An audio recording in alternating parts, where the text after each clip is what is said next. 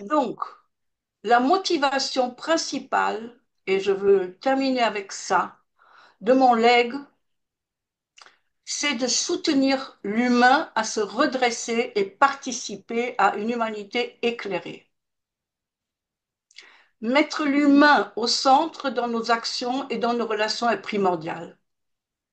Et pour moi, la tâche de la Fondation et ma relation avec la Fondation en tant que donatrice de legs, je le souhaite, se situe au-delà de la relation financière et administrative, au-delà de l'humanitaire, en mettant l'humain, les relations humaines au centre, entre nous et avec les actions que nous allons mener. Et dans cet esprit et dans cet espoir, je vais augmenter mon legs, doubler mon legs cette année à partir du mois de juillet. Voilà ce que je voulais témoigner. Merci.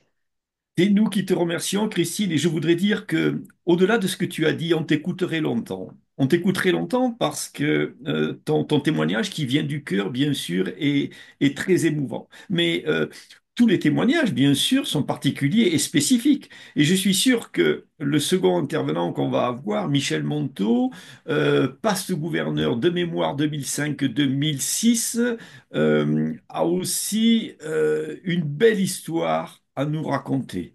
Est-ce que Michel, tu veux nous la raconter, ton histoire? Oui, vous m'entendez là?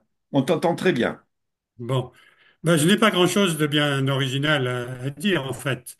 Bon, j'ai eu le privilège de vivre en France, un pays où, en partant de rien, j'ai pu offrir à mes enfants un bon confort matériel et culturel, et j'ai même pu épargner. Dans un monde où tant de personnes, surtout des femmes et des enfants, possèdent le talent nécessaire pour réussir, mais en sont empêchées par le manque d'éducation, un environnement politique instable, ou des conditions sanitaires précaires, cette chance est inestimable. C'est ce que je considère. Mon geste est donc une simple reconnaissance de cette inégalité. Je suis convaincu que le monde serait plus prospère et plus pacifique si chacun avait les mêmes opportunités. C'est ma modeste contribution pour aider à changer ça. Alors pourquoi maintenant la Fondation Rotary? J'adhère beaucoup à l'approche philanthropique contemporaine et efficace qui est prônée par Mackenzie Scott, que vous connaissez. Plutôt que de cibler une cause unique, elle explique qu'il est plus judicieux de soutenir une organisation dont la compétence et l'expertise sont avérées, un peu comme on confierait son portefeuille à un spécialiste plutôt que de le gérer soi-même, et d'établir donc avec cette organisation une relation de confiance. La Fondation Rotary répond parfaitement à ces critères. Au-delà de cette philosophie, mon legs est un prolongement d'un engagement de plusieurs décennies envers le Rotary. Pendant 10 ans, j'ai eu la chance de participer à des missions au niveau de la zone et au-delà. J'ai pu constater l'efficacité de son fonctionnement, la rigueur de sa gestion et le grand respect envers ses donateurs. Et j'ai apprécié le poste que tu occupes, que j'ai inauguré il y a bientôt une décennie. Je ne cherche aucune forme de reconnaissance. La satisfaction d'agir pour une cause juste est une récompense en soi et un privilège que tant d'amis généreux autour de nous rêveraient de pouvoir partager s'ils le pouvaient. Je voulais simplement dire cela. Voilà ma modeste contribution et merci de m'avoir donné la parole, Jean-Paul. Merci beaucoup, Michel. Tu sais, Michel, une fois de plus, là, on reconnaît un trait de ton caractère, c'est ta modestie. Et ça, ceux qui te connaissent bien comme moi savent que, bon, d'une part, tu n'aimes pas te faire des éloges, tu n'aimes pas dire tout ce que tu fais, et Dieu sait que ton parcours rotarien est loin, est long, Shelterbox, et bien d'autres choses, et bien d'autres choses. Donc, écoute, Michel, merci beaucoup pour ton témoignage que tu as bien voulu nous rapporter. Et je dirais pourquoi, tout à l'heure, ce n'est pas si simple. Lorsqu'on est français, lorsqu'on est latin, de témoigner dans ce domaine-là. Merci Michel. Euh, Maintenant, on pourrait avoir peut-être le témoignage d'un motard. Allez, à quoi te Excusez-moi une pense... seconde. Je suis Oui, obligée de vous quitter en 3 minutes parce que j'ai une autre réunion Rotary à 16 heures et le taxi m'attend. on connaît ton engagement, Christine, mais Voilà, c'était je prévu. m'excuse. Merci beaucoup. Euh, Merci. Rudina, tu veux dire deux mots? Alors, je voulais juste dire merci à Christine. Ok. Euh, Quelle pourrait être la raison de quelqu'un qui est passionné, par exemple, par la moto, par les motos, et qui s'appelle Édouard? Dis-nous un peu. Eh bien, merci, bonjour à Attends, tous. attends, attends une Merci, seconde. vous m'entendez? Oui, Oui, merci pour m'avoir J'arrête donné l'audio cette parce que... occasion d'en parler. Alors, ne t'inquiète pas, Christine, ça sera fini dans les 3 minutes. Euh, voilà. Eh ben, je suis rotarien depuis 1984 et mes clubs ont suivi mon parcours professionnel. Antananarivo à Madagascar, Ouagadougou à Burkina Faso, Cochabamba Norte en Bolivie et maintenant Gaillac en France. Soutenir de multiples actions de mes clubs, principalement humanitaires pour les clubs étrangers, dans un esprit de camaraderie, m'a rempli le cœur d'un bonheur profond qui s'est transformé en engagement intrinsèque sans lequel ma vie aurait beaucoup moins de sens. J'ai ainsi eu de la chance de participer au grand programme de la Fondation, qui, dont certains n'existent plus, 3H et Polio Plus. Ces programmes m'ont fait comprendre le pouvoir de la Fondation à aider le Rotary à œuvrer pour un monde meilleur. Le Rotary sans fondation est comme une voiture avec le réservoir vide. Être rotarien n'est pas être membre d'une association, mais c'est pour moi un état d'esprit. Pour ma succession, j'ai pensé aux associations d'intérêt public, mais aucune ne me satisfaisait vraiment. Quand j'ai appris par un article dans le Rotarien par Bernard Bonne que les legs sont exemptés de droits de succession, c'était un grand soulagement. Je peux ainsi prolonger mon engagement au Rotary en léguant intégralement mon patrimoine à la Fondation. On peut choisir la manière dont les produits de son legs seront utilisés.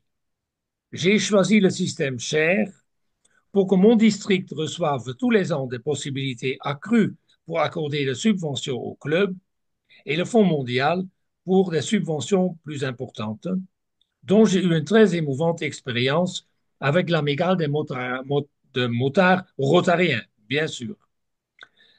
Je suis comblé par cette manière de soutenir notre fondation qui me tient tant à cœur. Ma vie terrestre s'arrêtera un jour, mais avec ce legs, mes valeurs, mon esprit dureront pour toujours. Il permettra aux futurs Rotariens de se battre pour un monde meilleur à ma suite. Je ne peux que recommander à ceux qui envisagent d'inclure un don à la Fondation Rotary dans leur testament de ne pas hésiter à le faire. Vous en sortirez grandi.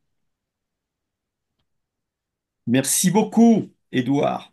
Merci pour ton témoignage, Édouard. Tu vas quand même pas nous faire croire que tu es vieux parce que tu as commencé en 1984.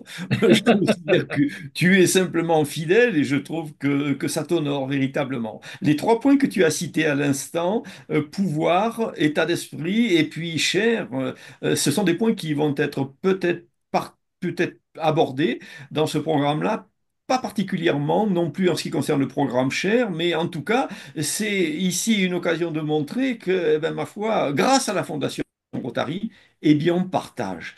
Et c'est bien un des seuls mouvements qui partage et qui rend de l'argent. Je citerai tout à l'heure la personne qui dit cela, que le Rotary. Voilà. Merci pour vos trois témoignages. Je voudrais maintenant passer la parole, si tu le veux bien, Rudina, à ma consoeur et à mon confrère, Géraldine et Antoine, qui vont nous dérouler leur programme. Je le rappelle, qui n'est pas un programme technique, mais qui est un programme au-delà même du Rotary, et qu'ils vont nous présenter.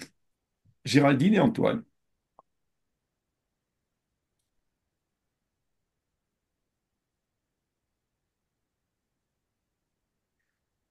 Je n'entends pas Géraldine et Antoine. À mon avis, ils ont peut-être des difficultés à prendre la main. Ils vont Non, m'interrompre. Oui, c'est leur bon. micro est coupé. Ils Leur sont en micro est mute, oui. coupé. Les micros sont coupés.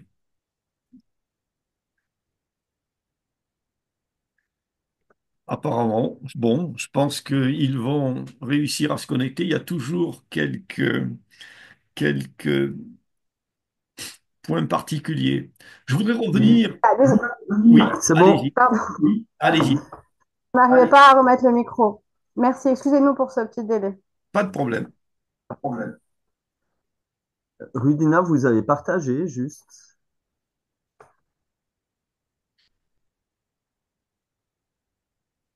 On n'a pas accès au PowerPoint. Ah, ah,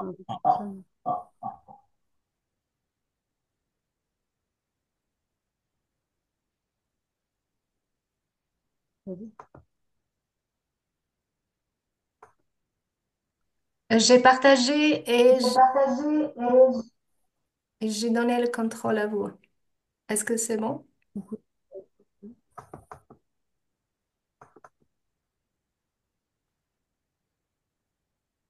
Sinon, je peux vous accompagner.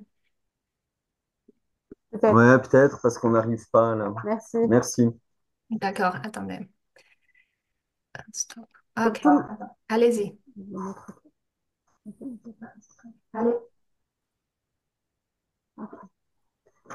Alors, on va essayer d'être un peu rapide. Merci d'abord à tous pour votre présence et les témoignages qui ont précédé, qui sont bien plus qu'une belle introduction à notre présentation, parce que c'est vraiment l'objet même de cette séance et des quelques informations que l'on souhaite vous délivrer aujourd'hui. Le titre de la mini-conférence, c'est aborder et planifier sa succession. Et déjà dans le titre, il y a beaucoup parce qu'il y a le mot aborder, parce que souvent on pense à planifier, mais il y a une manière d'aborder sa succession pour la rendre la plus efficace possible pour le jour où elle devra s'appliquer. Donc déjà, le titre est assez révélateur. Au cours de cette petite conférence, nous vous proposons d'introduire un peu les successions, ce qu'elles impliquent, pourquoi on en parle aujourd'hui notamment, et puis à quel moment dans une vie on pourrait penser à planifier sa succession ou la repenser, quelles sont les personnes qui seront impliquées au moment de l'ouverture de la succession, de combien concrètement parle-t-on lorsqu'on parle de succession, de quels biens, de quels objets, de quel montant parle-t-on? Et puis une fois qu'on a ces éléments, qu'on sait qui est impliqué et de combien on parle, eh bien on peut envisager effectivement de planifier sa succession. Il y a plusieurs méthodes pour le faire. On vous les présentera. Et puis une fois qu'on a décidé ce qu'on souhaitait faire de son patrimoine après sa succession, eh bien on vous présentera rapidement comment mettre en place les décisions qui auront été prises. Donc, sans traîner plus que ça, à titre d'introduction, vous allez peut-être imaginer que nous vous présentons des banalités, mais ce sont des banalités qui ont toute leur importance en matière successorale. Vous l'avez constaté, les modèles familiaux traditionnels évoluent, on peut passer à la slide d'après, évoluent et ont évolué de manière permanente et peut-être de plus en plus rapidement ces dernières décennies. Ça veut dire quoi? Ça veut dire que la famille traditionnelle avec des parents et des enfants qui forment une cellule unique est de moins en moins la norme. On a de plus en plus des familles qui se recomposent, où il y a des tiers, enfin qu'on appellerait des tiers à la famille, qui intègrent la famille, qui créent une nouvelle famille, des enfants de plusieurs lits. On a aussi de plus en plus des patrimoines qui sont internationaux, c'est-à-dire il y a beaucoup de personnes qui ont rapidement une maison de vacances à l'étranger, qui ont rapidement peut-être un compte bancaire à l'étranger. Donc ça c'est assez nouveau aussi. Donc ça nécessite de réfléchir un petit peu à comment cela va être traité au moment de la succession.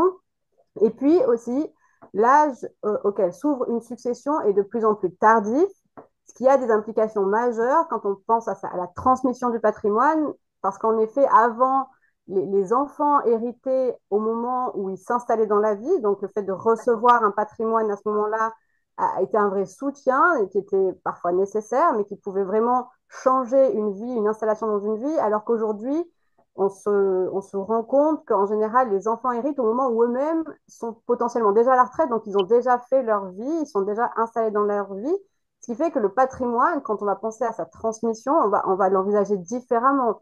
On peut envisager de le transmettre directement à des petits-enfants, par exemple, ou plus facilement envisager de le donner à des tiers, parce que précisément, nos propres enfants, enfin, les propres enfants de la personne qui planifie, sont déjà installés dans la vie. Ils n'ont pas un besoin accru de moyens qu'ils attendraient, entre guillemets, recevoir par héritage pour s'implanter dans la vie. Donc, toutes ces évolutions dont tout le monde a conscience, elles ont un vrai impact quand on planifie une succession. Et puis, la succession, c'est un moment très particulier dans une vie, l'ouverture d'une succession. Et l'anticipation du fait que la succession va un jour s'ouvrir permet d'éviter peut-être, et on l'espère, que des difficultés matérielles arrivent le jour de l'ouverture de la succession. Comment? En ayant anticipé les discussions, par exemple, qui auront lieu, en ayant présenté avant l'ouverture de la succession pourquoi on a fait tel ou tel choix, pourquoi on a décidé de donner à telle ou telle personne, ce qui peut ouvrir des discussions vraiment de fond dont tout le monde sort grandi et avec une compréhension individuelle de ce que la personne qui a décidé de planifier la succession a pris comme élément pour prendre ses décisions. C'est vraiment une méthode enfin, le fait que la succession soit changée en émotion, il faut l'anticiper également. Et puis, vous le voyez, bah, lorsqu'on ouvre une succession, il y a un peu de droit qui va venir. Alors là, c'est un peu la norme qui est la même pour tous. Quel est mon droit? Quels sont mes droits? De quoi j'ai le droit? À quoi j'ai le droit? Ça, on entend tout le temps. Oui, mais à quoi j'ai le droit? Bah, ça, enfin, c'est presque mathématique. Il y a un code, il existe, il dit qui a droit à quoi. OK, c'est pareil pour tout le monde. Ça ne tient absolument pas compte des spécificités de chacun. C'est le droit, il est universel et il a vocation à l'être. Heureusement, il ne fait pas de différence entre les gens. Il y a aussi la morale. Puis là, déjà, c'est un petit peu moins universel parce que c'est une conception très individuelle de ce qu'est la morale. Et on se rend compte que même au sein d'une même famille, il peut y avoir des conceptions de la morale qui sont très différentes et qui, du coup, vont générer des difficultés de compréhension entre les personnes concernées.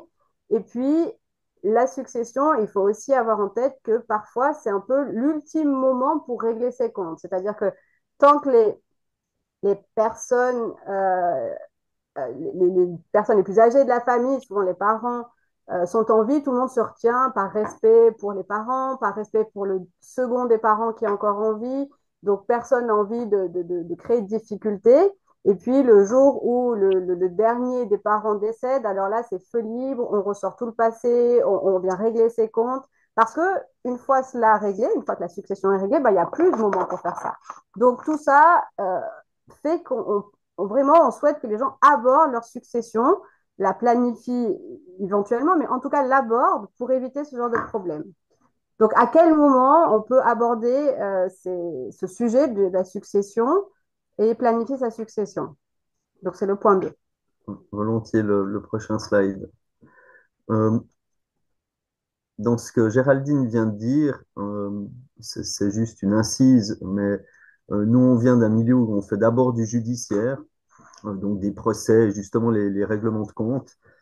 Et le constat qu'on a tiré, ça fait 15 ans qu'on travaille ensemble, c'est que ça peut être évidemment peu satisfaisant, tant d'un point de vue humain que d'un point de vue financier, et qu'évidemment, anticiper, aborder et planifier sa succession a tout son sens.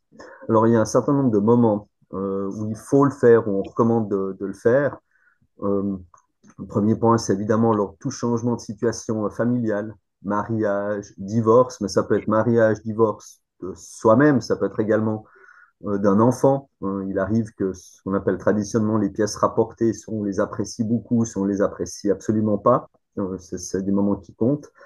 Il y a les changements de situation patrimoniale.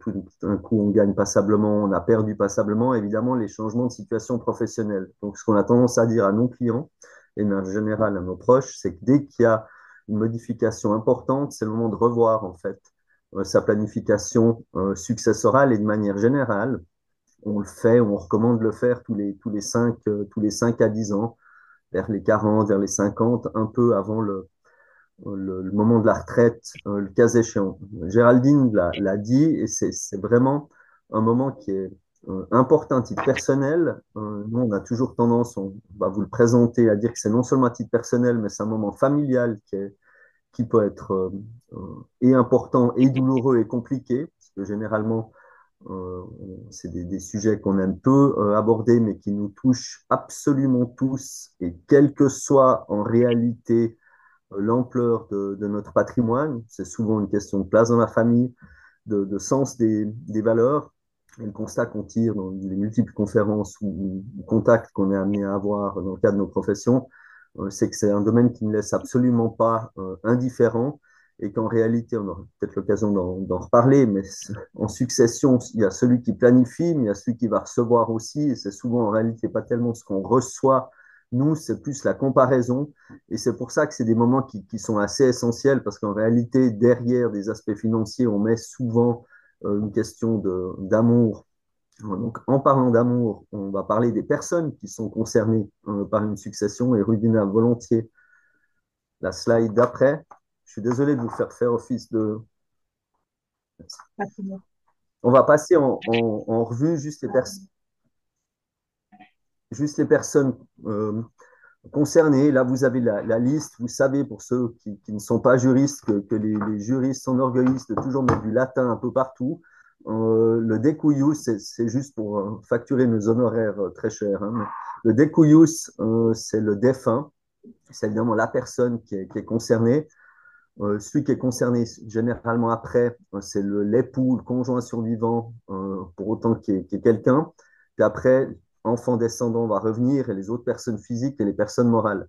On va s'attarder un peu plus sur l'époux survivant, qui a quand même toute une série de droits particuliers qu'on a tendance généralement à oublier, ainsi que sur les personnes morales. On va commencer par l'époux survivant. Rudina, si vous êtes d'accord.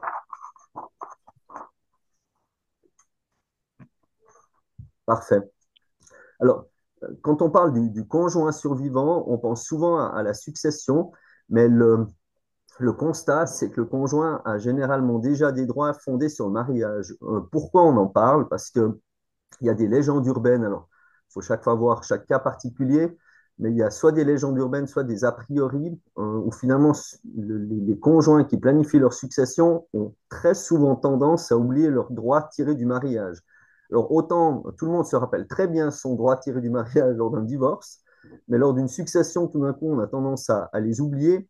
Et c'est vraiment simplement, si on voulait le mettre, c'était plus pour dire attention, c'est évidemment prendre en considération. On commence par, lors d'un décès, à regarder, ou d'une planification, quels sont les droits tirés du mariage avant les droits successoraux.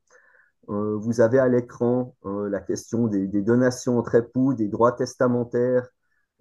Ça, c'est quand on commence vraiment à faire un peu de fine-tuning, et puis de spécificité liée au cas. La même chose pour les rapports, c'était plus pour que vous ayez une checklist directement de ce qui peut se passer pour l'époux survivant.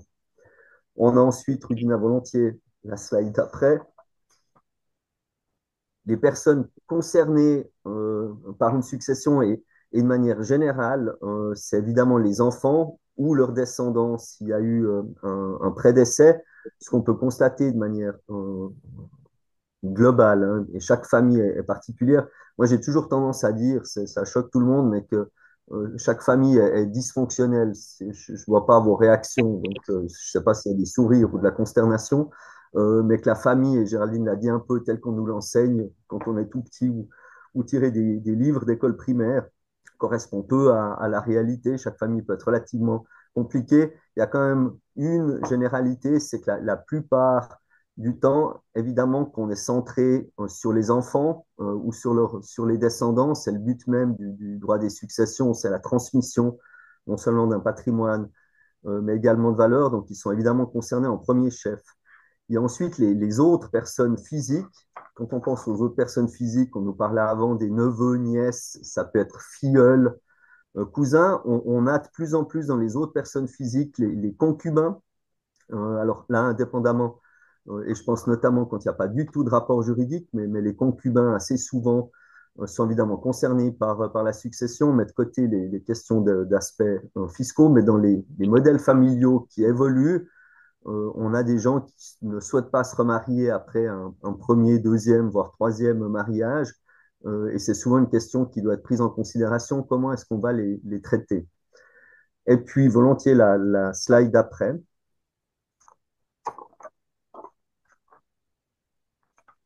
Et on a les personnes morales. On dit que l'humanité a évolué notamment quand l'humain a décidé qu'à côté des personnes physiques, on a créé des personnes morales, soit des entités dotées notamment de la capacité de recevoir. Et vous avez bien entendu la Fondation Rotary. On a mis aussi corporations, ça peut être les églises, voire des entreprises, mais finalement, c'est toute personne juridique qui peut rentrer en considération dans le contexte d'une succession. Ce qu'on constate, et Géraldine l'a dit, ou sous-entendu en préambule, c'est que l'évolution de la société, notamment le moment où une personne décède, où on planifie la succession, généralement, les enfants sont déjà bien installés dans la vie. Et le constat qu'on tire, nous, comme professionnels, c'est que les gens qui planifient leur succession ont de plus en plus tendance à se dire, ben, tiens, j'aimerais léguer ou donner de son vivant à une institution, et ça peut typiquement être le Rotary, slash, ça doit être le Rotary, mais qui correspond finalement aux valeurs pour lesquelles je me suis battu, ou aux valeurs selon lesquelles j'ai estimé avoir conduit ma vie. Et ça, évidemment, dans le contexte d'une succession, c'est aussi important, le cas échéant, de pouvoir le verbaliser avec les personnes dont on a parlé avant, avec le conjoint, avec les enfants, pour expliquer pourquoi ça fait partie de nos souhaits, le cas échéant. Donc ça, c'était pour les personnes concernées. Et maintenant, on va passer à combien? Merci beaucoup. Euh, donc, une fois qu'on sait un petit peu à qui on va s'adresser et qui on va pouvoir gratifier au moment où qui va être gratifié si on ne fait rien au moment de la succession, on peut s'interroger sur de combien parle-t-on. Alors, la valeur d'une succession, ce dont on parle quand on va transmettre, quand on planifie de transmettre, ce sont les actifs de la personne qui planifie. Donc, tout ce qui est dans sa succession, ce sera tout ce qui est dans son patrimoine, mais comme l'a dit Antoine juste avant, après la liquidation du régime matrimonial. Donc, c'est important de garder en tête qu'en fait, une personne qui aurait 100 dans son patrimoine, si elle est mariée sous un régime légal, donc en fait, les 100 sont des qu'on qualifie d'acquis, donc en fait, tout a été acquis pendant le mariage, il n'y a pas eu d'héritage ou de donation reçue. Bah, sur les 100, l'époux survivant, il a déjà droit à 50. Donc, en fait, ne rentreront dans sa succession que 50. Et l'époux survivant, il aura droit à sa part de 50 dans la liquidation du régime matrimonial. Et après, il aura droit à sa part dans la succession, dans les 50 restants. Donc ça, il faut bien garder en tête qu'on ne peut pas se dire, ah bah là, actuellement, j'ai 100, donc je peux librement disposer de 100 et dire, bah, je vais donner 50 à un tel, 20 à un tel et 30 à l'autre. Non, potentiellement, on ne peut pas disposer des 100 parce qu'il y en a 50 qui sont déjà consacrés à la liquidation du régime matrimonial. Ça, c'est vraiment un point important. Et on l'oublie souvent en planification. J'allais dire même nous, alors on essaye de ne pas l'oublier, mais quand même, ce n'est pas la première chose à laquelle on pense, donc il faut que ça reste quelque part.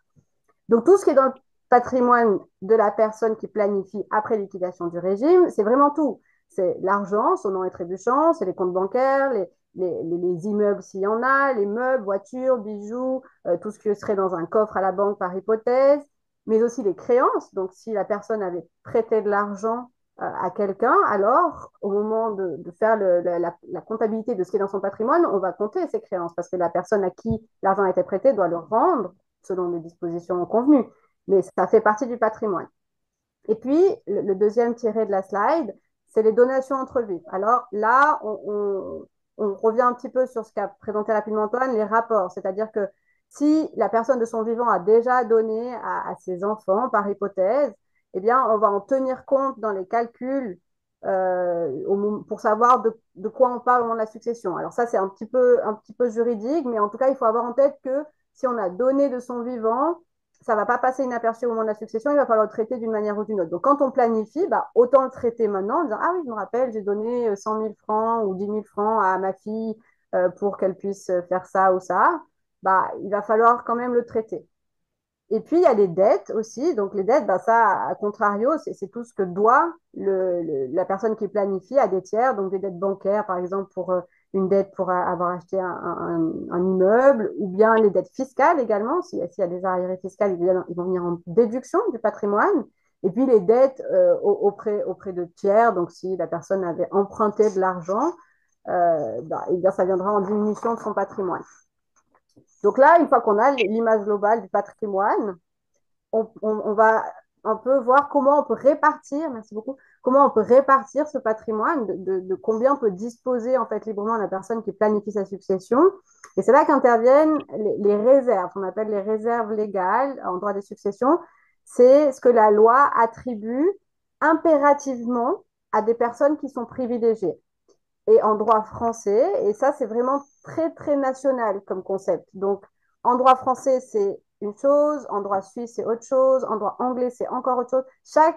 Vraiment, chaque pays a ses propres réserves ou n'a tout simplement pas de réserve. Mais ça, c'est très, très, très... Alors, en droit français, puisque c'est vraiment de ça qu'on parle aujourd'hui, la réserve, lorsqu'il y a des enfants, seuls les enfants ont une réserve. Vraiment, il y a une partie du patrimoine auquel ils ont le droit, on ne peut pas leur retirer. Et la réserve, le montant de cette réserve dépend du nombre d'enfants concernés. Donc, pour faire rapidement, mais ça, ce sont des informations qu'on peut trouver facilement, lorsqu'il y a un seul enfant, sa réserve est d'un demi. Donc, ça veut dire quoi? Ça veut dire qu'il y a un demi du patrimoine qui va aller directement à l'enfant et la personne qui planifie peut disposer librement d'un demi. Et donc, de ce demi, il peut en faire quoi? Il peut tout à fait le donner à des tiers. Il peut faire un leg à la Fondation Rotary, par exemple, et ce sera l'occasion d'expliquer à son unique enfant, dire, bah voilà, toi, tu auras ta part. C'est pas parce que je donne à quelqu'un d'autre que tu n'auras pas ta part. Donc, c'est aussi l'ouverture d'une discussion, comme on l'a dit en introduction. S'il y a deux enfants, alors là, la réserve, ce sera deux tiers. Donc, chaque enfant va recevoir un tiers et la personne qui planifie bah, pourra librement disposer de un tiers du patrimoine successoral. Et s'il y a trois enfants ou plus, la réserve s'élève à trois quarts. Donc, les trois enfants se partageront les trois quarts, donc un quart chacun. S'il y a quatre enfants, on partagera les trois quarts en quatre, et ainsi de suite. Donc, là, la quotité disponible, donc ce dont peut disposer librement la personne qui planifie sa succession, n'est plus que de un quart. En tout cas, il faut retenir que le un quart, c'est vraiment quelque chose dont la personne qui planifie peut toujours disposer en droit français. Donc, il peut toujours réserver une petite part de sa succession, qui jusqu'à 25, enfin, en tout cas 25%, voire plus, à des institutions qui lui tiennent à cœur, à des tiers. C'est vraiment ça, il en fait ce qu'il veut. Le reste, ça dépend vraiment de la situation matrimoniale, donc s'il est marié ou pas, et s'il y a des enfants. Maintenant, merci beaucoup, comment planifier, vous avez à l'écran. Alors, typiquement, seul on a, enfin, c'est des statistiques alors qui concernent l'Europe hein, de manière générale. Donc, tout pays confondu, sauf erreur de ma part, il y a à peu près 60 à 70% des testaments, on verra comment on le fait, qui sont faits tout seuls dans un coin. C'est pas forcément conseillé parce qu'il peut y avoir un certain nombre de subtilités. Encore, on n'est pas en train de chercher du travail, en étant tout à fait clair. C'est plus sur les conséquences qu'on peut voir après. Et typiquement, on peut recommander d'aller voir, alors, ça peut être un notaire, un avocat, mais à titre d'exemple, sur ce que Géraldine vient de dire avant à propos des réserves, on parlait du droit français. Pour tous ceux qui sont doubles nationaux parmi vous, vous pouvez très bien choisir un autre droit que le droit français. Si par hypothèse vous êtes franco-suisse, ce qui est mon cas, si je choisis le droit suisse, ce n'est pas les mêmes réserves que le droit français. Si vous êtes franco-anglais, vous avez une plus grande liberté. Ça, c'était juste à titre d'exemple sur le fait que ça peut valoir la peine d'avoir des conseils de professionnels. Et puis surtout, on ne résistait pas, parce que c'est ce qui nous apparaît la meilleure des solutions avec Géraldine, de vous parler de médiation ou de comédiation. C'est ce qu'on fait à longueur de journée parce qu'on n'a pas trouvé mieux, plus efficace et plus apaisant comme méthode pour planifier une succession. Alors, pour un petit peu développer ce point, effectivement, la médiation, c'est juste la création d'un cadre dans lequel tout le monde va venir en sachant pourquoi il vient. Parce que aborder sa succession au café le dimanche après le repas dominical, c'est pas forcément aisé. Il peut y avoir des personnes qui vont tout de suite se braquer en disant non, moi je suis pas venue pour ça, d'autres qui vont pas s'être préparées et c'est un cas différent. Et la médiation, ça permet aussi de donc, créer ce cadre et puis de mettre dans ce cadre une personne neutre, le médiateur ou deux co-médiateurs, qui va un peu aider les personnes à communiquer entre elles. Parce que parfois, certains vont venir justement en s'étant préparés et en étant juste là pour dire ce qu'ils ont à dire, mais sans être prêts à écouter les autres. Donc la personne neutre, elle va être un peu le liant de ces discussions qui va s'ouvrir.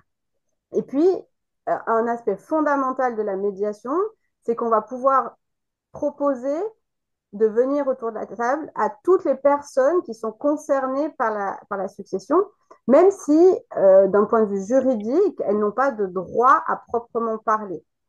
Et là, ça devient intéressant parce que quand on a des petites discussions en famille, parfois on se dit ah non, mais lui, de toute façon, il n'a rien à voir dans cette succession, on ne va pas l'inviter à la discussion. Et parfois, lui, en fait, il n'a pas de droit dans la succession, mais il a un pouvoir sur les personnes concernées et une oreille qui peut être très, très importante. Et nous, notre expérience nous fait dire, par exemple, les pièces rapportées, donc les époux ou épouses des enfants directs, effectivement, ils ont aucun droit dans la succession de leurs beaux-parents. Par contre, ils ont un poids assez important auprès de leurs conjoints parfois. Et c'est important de les intégrer plutôt que d'avoir une discussion en direct avec son enfant qui après va rentrer chez lui et dire à son conjoint, ah, on a discuté de ça, mais qui va dire en fait ce que lui a retenu, pas faire preuve de mauvaise foi, mais ce qu'il aura retenu avec son oreille à lui. Et puis potentiellement son conjoint qui va lui dire, ah bah tu t'es encore fait avoir. Et puis ça, en médiation, bah, on l'évite justement en disant, bah, OK, si cette personne est importante, autant qu'elle vienne, qu'elle participe à la discussion. Et puis on sécurise tout ça. On ne va pas lui donner plus de droits ou de pouvoir qu'il en a, mais ça permet vraiment de choisir qui vient. On peut aussi faire venir en médiation des experts.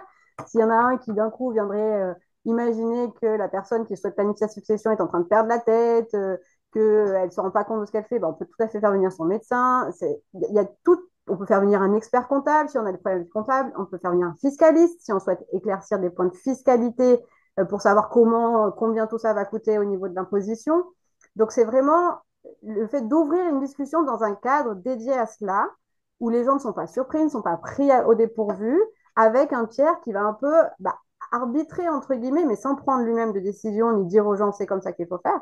Mais c'est vraiment, on aborde le sujet succession dans ce cadre. Et pour revenir un petit peu à ce qui était présenté en introduction, les successions s'ouvrant de plus en plus tard et les héritiers directs étant de plus en plus âgés, il y a une plus grande liberté d'esprit et de la personne qui dispose de son patrimoine parce qu'elle a moins de devoirs envers ses héritiers directs qui, eux, sont déjà implantés dans leur vie.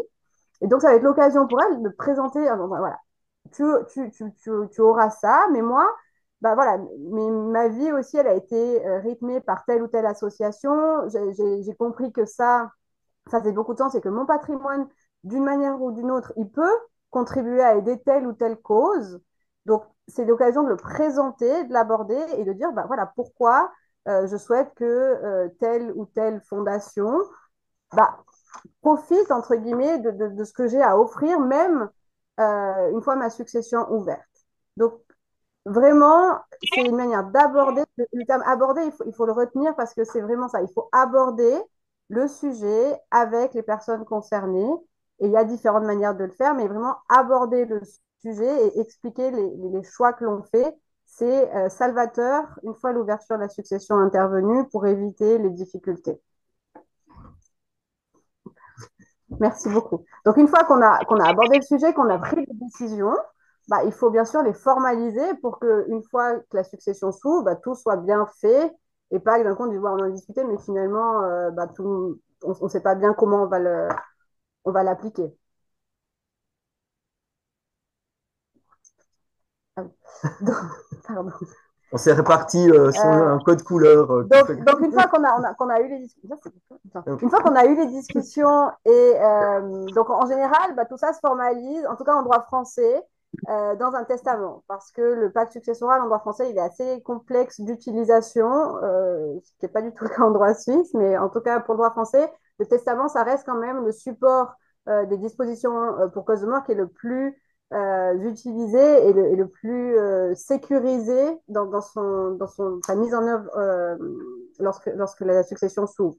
Le testament, il peut être fait de trois manières en droit français, il n'y en a pas d'autres, hein. C'est le testament holographe. Donc, c'est le testament, celui-là qui est écrit intégralement à la main, mais intégralement, c'est-à-dire que c'est pas juste on va signer, c'est pas juste on écrit la date, c'est pas juste, c'est de la première à la dernière lettre, tout écrit à la main. Et à la fin, il faut qu'il y ait différentes mentions dedans, mais ça, on y reviendra après. Et voilà, c'est celui qui est entièrement écrit à la main. Le testament authentique, c'est le testament qui est fait par devant un notaire. Donc, c'est le notaire qui va rédiger le testament en fonction de ce que lui dit la personne qui planifie sa succession. Et puis, à la fin, il aura rédigé, il le lira à la personne, qui l'approuvera. Deux témoins viendront valider le fait que la personne a effectivement approuvé ce texte. Et puis là, c'est un testament qui a une valeur notariée. Et puis la troisième option française, c'est le testament dit mystique. Alors, bon, le mot, il interpelle un peu, mais c'est juste un testament qu'on aurait rédigé de manière holographe par hypothèse, qu'on a mis dans une enveloppe et qu'on a donné au notaire. Puis, il est mystique, pourquoi? Parce qu'en fait, personne ne sait ce qu'il y a dedans à part la personne qui a cacheté l'enveloppe. Mais le notaire, il va certifier que c'est bien la personne qui a rédigé le testament qui est à l'intérieur de l'enveloppe qui est cachetée. Bon, voilà, ce sont les trois. En termes de valeur, les trois ont la même valeur dès lors qu'ils remplissent les conditions formelles. C'est-à-dire que le testament, il n'est pas plus valable parce que c'est un notaire qui l'a rédigé. S'il est totalement holographe et qu'il remplit les conditions, il a la même valeur. Et puis pour qu'il ait...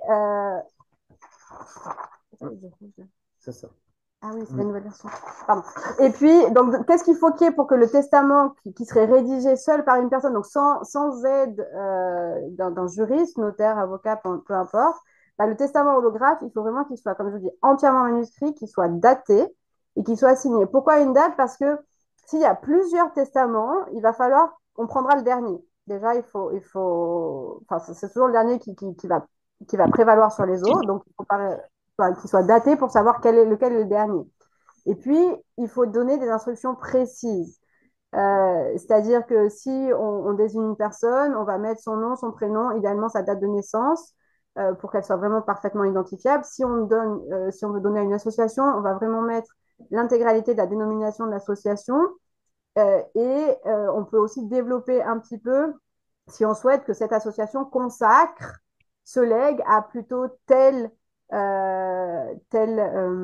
domaine, si pas une association qui ferait par hypothèse de l'éducation, on pourrait dire l'éducation, mais plutôt pour les jeunes filles dans tel pays, ou l'éducation dans les quartiers défavorisés de tel pays. Donc il faut vraiment préciser au maximum, et puis éventuellement proposer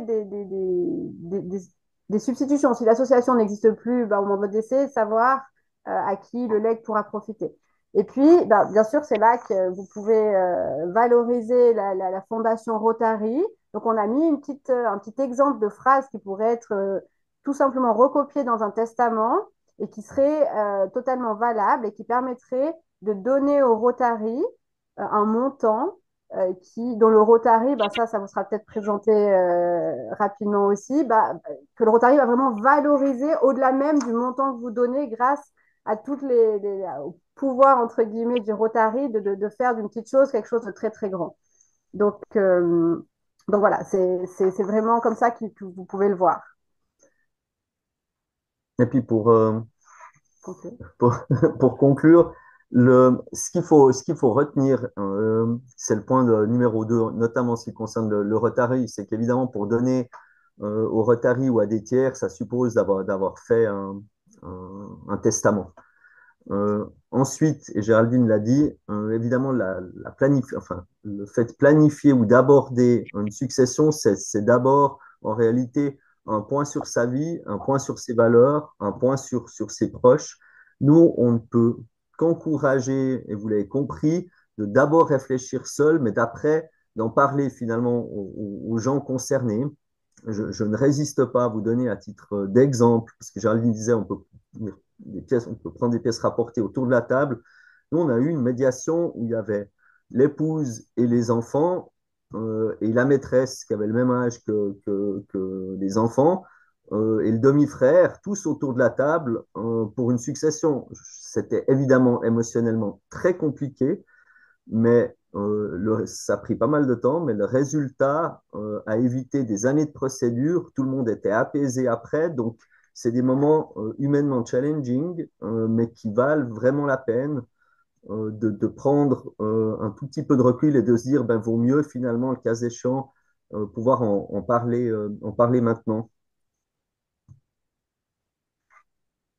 On a fini, on est à votre disposition si vous avez des questions. Je ne sais pas si il y a une petite présentation bah, justement de ce pouvoir du Rotary de faire d'un leg, peu importe son montant, mais quelque chose de plus grand que ce que la personne a laissé.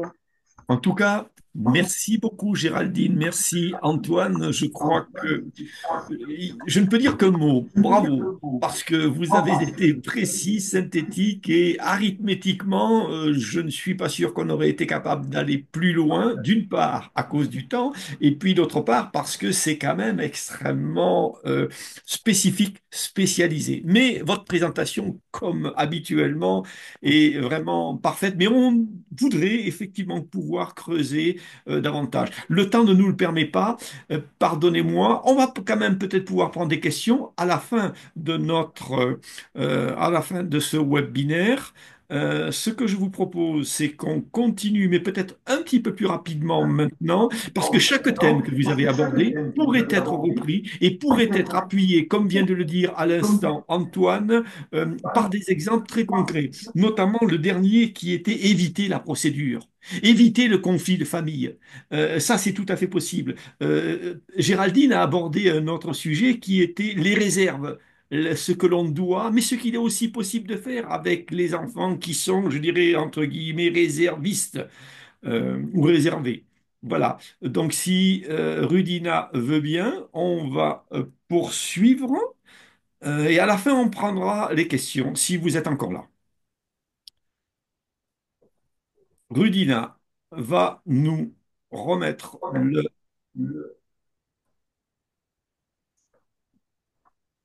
Alors, c'était effectivement. Alors, déjà, on est sur ce premier thème qui est légué aux œuvres de bienfaisance et je crois que ce sujet a déjà été largement abordé. Ce que je voudrais dire, quand même, là-dessus, c'est que souvent au Rotary, je me suis entendu dire. Mais comment ça se fait qu'on n'a pas de plaquettes? Mais comment ça se fait qu'on ne fait pas de publicité à la télévision? Mais comment ça se fait qu'on ne fait pas de publicité dans les journaux? Eh bien non. Là, c'est pas du tout l'objectif du Rotary International. Le Rotary International n'est pas une entité commerciale. Le Rotary International, et même s'il est effectivement une ONG, c'est pas un organisme qui va aller à la sortie de l'église ou bien dans la rue, comme peuvent le faire des œuvres humanitaires, des associations, des mouvements humanitaires, demander de l'argent ou demander à ce qu'on fasse des legs. Nous sommes un réseau en interne, 1 200 000 personnes, et notre objectif, c'est tout simplement de faire connaître, d'informer en interne et de persuader. Et ceci, c'est le seul objectif qu'il faut bien avoir, qui est complètement différent de celui des autres mouvements humanitaires, qui nous a été rappelé l'année dernière encore à Zurich et qui est extrêmement important. Et là-dessus, par contre, on peut comparer. On peut comparer et se dire, oui, mais est-ce que nous sommes meilleurs ou est-ce que nous sommes plus mauvais que les autres? Eh bien, je peux vous dire une chose, c'est que on est largement meilleur que les autres en ce que le Rotary international peut faire beaucoup plus que n'importe quel autre mouvement humanitaire parce que, d'une part, il peut choisir un des axes qui sont permis par le Rotary international. Il y en a 7, et ça, vous ne le trouverez nulle part ailleurs, dans aucun autre mouvement humanitaire. Il peut effectivement, et là je reprendrai un propos qui me vient à l'esprit, vous ne connaîtrez aucun autre mouvement humanitaire qui donne de l'argent à ses adhérents. C'est pas de moi. C'est pas de moi. N'est-ce pas, Joël? C'est Joël Grasser Dossmann, notre coordinatrice RRSC, qui nous explique cela. Et c'est vrai. Et c'est vrai, c'est extrêmement important. Et ce qu'on peut dire, pour reprendre les propos d'Antoine, c'est que le, le, le legs aujourd'hui, c'est le don de la raison. C'est aussi l'héritage du cœur. c'est aussi l'héritage qui restera à nos enfants de ce que nous avons fait. Et je le disais à l'instant, quand je me regarde, eh ben, parfois je me déçois, mais quand je me compare aux autres, eh ben, je me conforte. Je me conforte en pouvant dire que le Rotary International, eh ben, c'est bien meilleur que n'importe quel autre mouvement humanitaire. Et on peut dire aujourd'hui que merci pour les dispositions testamentaires parce que je vois qu'on n'a vraiment pas beaucoup de temps. Dans ces dispositions testamentaires, elles ont été vues. Par le testament, on peut bien sûr donner d'une manière très simple, par exemple une assurance vie, ou bien d'une autre manière, la désignation de la Fondation Rotary comme bénéficiaire nous a été donnée par la phrase que nous avons vue tout à fait à la fin. C'est une phrase qui nous est souvent demandée. On me dit, et tiens, c'est Thomas qui me le réclamait il y a encore quelques temps. Oui, mais quelle est la phrase véritablement qu'il faut mettre dans un testament? Eh bien, vous l'avez ici. Rudina, on va continuer alors parce qu'on va aller très vite. Euh, la slide suivante. Oui, oui. Ah ben Alors, la fille. alors quand on entend, en fait, quand on fait un leg à la Fondation Rotary, en fait, il va au fonds de dotation qui finance en fait l'avenir de notre fondation. Donc, les dons versés à ce fonds sont investis, comme vous le savez, à perpétuité. Et seule la plus-value sont utilisées pour financement, les programmes et les actions du Rotary. Alors, le fonds de dotation fait partie d'une stratégie à long terme qui permet aux donateurs en cash et aux donateurs de legs d'assurer l'avenir de notre organisation à perpétuité. En léguant à la fondation à travers le fonds de dotation, les donateurs peuvent choisir la destination, comme Jean-Paul l'a dit, des plus-values de leur legs vers un des programmes de la Fondation Rotary, à savoir le Fonds mondial, où le leg est utilisé à la discrétion des administrateurs de la Fondation, le fonds share, hein, c'est le fonds mondial et le fonds spécifique de district. Ainsi, le district du donateur du leg profitera des plus-values à l'éternité, comme Édouard l'a dit. Le centre du Rotary pour la paix, mais aussi un des axes stratégiques. Si par exemple, vous donnez en fait la priorité à l'éducation, vous pouvez décider que la Fondation Rotary utilise votre legs uniquement pour soutenir des actions dans cet axe stratégique. Alors, il y a plusieurs options en fait pour personnaliser son don. Et à partir de 25 000 dollars, vous pourrez en fait créer un fonds de dotation qui est commémoratif et aussi qui portera votre nom ou peut-être le nom d'une personne qui vous souhaitez rendre hommage. Alors, nous établirons aussi avec le donateur un accord testamentaire personnalisé signé par le donateur et la fondation qui stipule comment le don à venir doit être utilisé. Pour les legs importants, encore plus d'options de personnalisation existent. Alors, je voulais vous montrer cela parce que ce chiffre-là, il est très important. Avec un don de 25 000 dollars ou de à peu près la même valeur en euros, en fait, le fonds de dotation, grâce aux investissements qu'il fait, qui sont de façon très stratégique, génère environ 1000 dollars de revenus disponibles pour les programmes de Rotary à perpétuité. Alors, qu'est-ce que ça veut dire? Ça veut dire que vous pourrez être membre de Paul Harris, de la société Paul Harris à perpétuité. Euh, alors, la Fondation Rotary, ben, elle est très responsable vis-à-vis de ses membres, de ses donateurs, et il reconnaît de façon officielle les donateurs de Rotary. Alors, notre façon de vous remercier, mais aussi de vos proches, c'est aussi de vous remercier de façon automatique quand vous faites une donation, par exemple, en leg de 1000 euros ou de 1000 dollars. Voilà, vous recevez directement le titre de bienfaiteur de la Fondation Rotary. Avec un montant de legs de 2000 dollars, vous devenez membre de la société de testateurs. Et voilà, le cercle de legacy, c'est vraiment le summum où, en fait, à partir de 1 million de dollars, les donateurs deviennent membres. Alors, cela, c'est à vous maintenant, Jean-Paul. Je pense qu'on a vu à peu près ce qu'il y avait lieu de voir au niveau de la fondation. Je voudrais simplement associer à ce travail également une autre personne, parce que c'est la première fois, je crois, de l'histoire du Rotary, au moins sur les matières qui nous reviennent, que euh, trois personnes travaillent sur la fondation Rotary. C'est Joël, Véronique et puis moi-même. Et nous travaillons main dans la main. Et je voudrais reprendre une fois de plus les propos de Joël lorsqu'elle dit, et c'est la première fois qu'une RFC dit cela, attention, la fondation, c'est la banque du Rotary. Sans la banque, sans la caisse, nous ne ferons plus rien. Nous ne ferons plus les Global Grants. Nous ne ferons plus ces dons que nous pouvons faire dans le monde entier. Et avant d'utiliser cet argent, encore faut-il le rentrer.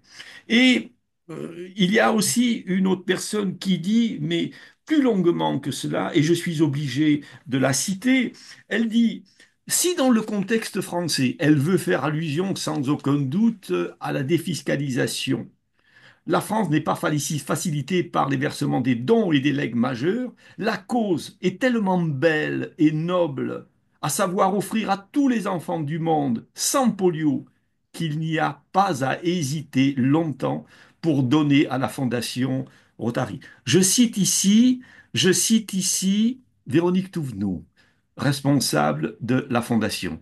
Et je veux vous dire que c'est important de travailler à trois. Euh, il y a maintes et maintes raisons, si vous voulez avancer, Rudina, de donner à la Fondation Rotary. Et je terminerai simplement par un exemple, même deux, si tant est que je puisse avoir le temps. J'ai été marqué dans mon existence lorsque j'ai été gouverneur, lorsque je suis arrivé dans un club. Faut pas crier. Dans ce club est arrivé, qui est-ce qui parle là, qui on veut m'interrompre, non? Non. Euh, Un truc à nous là-bas? j'ai Oui, par exemple. j'ai vu arriver dans ce club Oui, plein de trucs à nous. un Rotarien qui, avec un déambulateur, qui Bah, m'a tu prends un dit, tu sais, steak. gouverneur, je suis très malheureux On peut avoir parce que là-bas. mon existence va s'arrêter demain. Bonjour. J'ai un immense patrimoine avec des vignes, du cognac, etc. Toute ma famille est partie. J'avais trois enfants, j'avais mon époux, j'ai 95 ans, demain je vais mourir.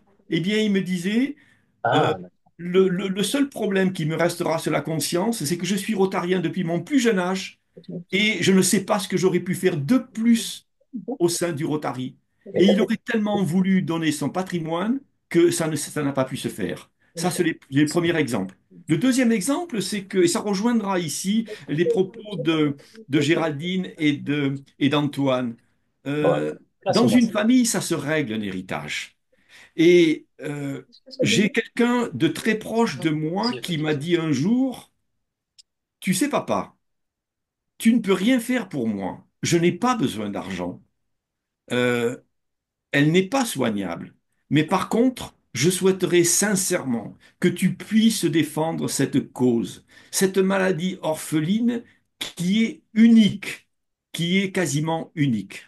Et quand vous entendez ça de votre propre famille, à partir de là, vous êtes totalement déculpabilisé, conscientisé et vous vous engagez pour cette cause que vos propres enfants veulent défendre. Et il y a tellement de possibilités au sein du Rotary International qui ne sont nullement offertes partout. Voilà, ils sont nullement offertes ailleurs. C'était les deux exemples que je voulais vous citer, mes amis. Je vous remercie infiniment pour votre participation à toutes et à tous.